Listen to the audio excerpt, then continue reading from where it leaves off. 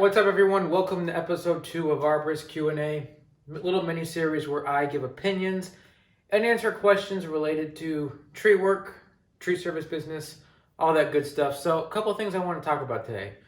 First thing is one-handing a chainsaw. Something that, difference of opinions within the arboriculture industry. Here's my take. I personally do one-hand my chainsaw, sometimes and under certain circumstances. Do I think that it's something that you should do just for the sake of being able to? No. I think that when possible, you should use two hands. Sometimes you're in very awkward positions. And take, for instance, maybe you're limb walking and you have more stability holding onto your rope while holding your top handle to cut a limb.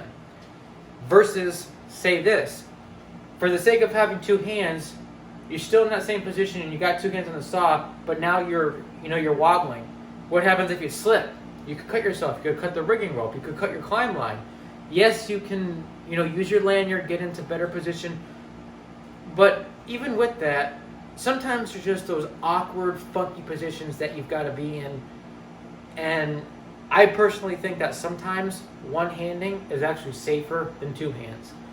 Now, I do the best I can to use two hands, but if I absolutely have to, I will use one hand if I think it's safer because it allows me to be in a more comfortable work positioning.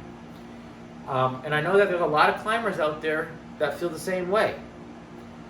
So I don't think it's right to, tell somebody that what they're doing is wrong or criticize people just because they one-hand the saw. There's a big difference between somebody who is just one-handing the saw and taking unnecessary risks because they don't care, and somebody who, for the most part, does the best they can to follow textbook safety practices, but in a real-world situation, sometimes you got to adapt and adjust.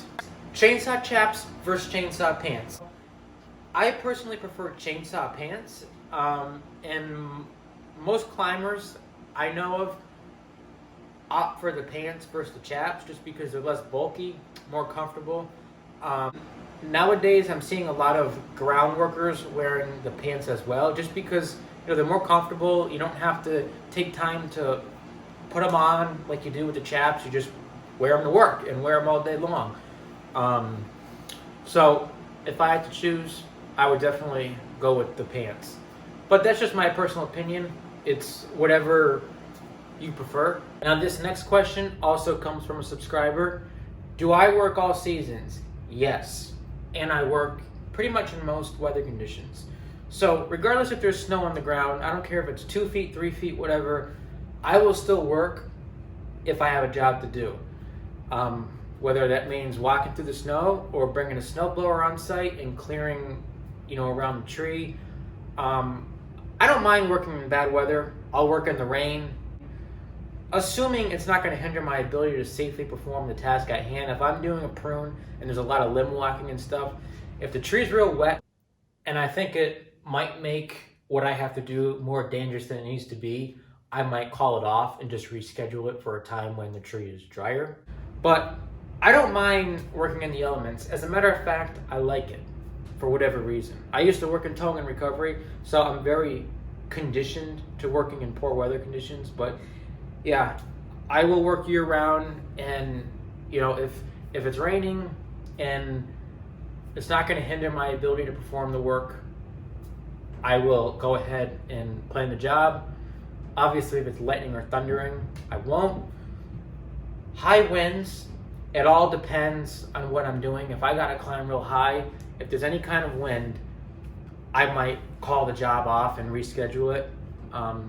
I would say between like 15 and 25 miles per hour, depending how high I have to go, what the nature of the work is when I start questioning it.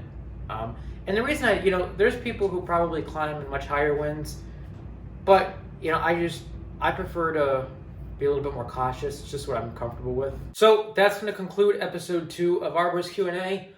I'd love to hear your questions, whatever you want to know. If you want me to talk about the business side of things or tree work, climbing, whatever, let me know in the comments.